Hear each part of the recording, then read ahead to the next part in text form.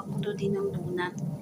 Kay kanina kumain kami sa labas, nagbili ng donut sa McDonald's. Umiyak pag uwi kasi gusto niya ng donut. Yun ginawa. So may plano kayo dyan na palit dito sa akin, kailangan marunong kayong gumawa ng donut kasi iyakan talaga kayo ng alaga ko.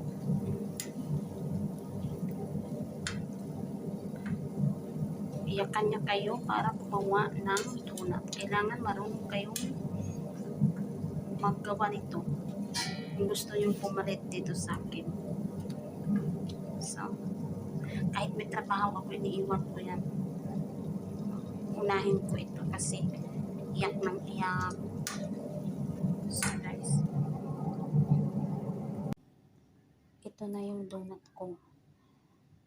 Ito ang ginawa ko na yung bilog na donut. Akin yan. Para sa akin, nilagyan ko ng chocolate, Nutella, at saka ng coconut desiccated powder. Inabalang yung kalubi na ang binutan ko nga topping. Super yummy guys. Kain tayo, sira ang diet.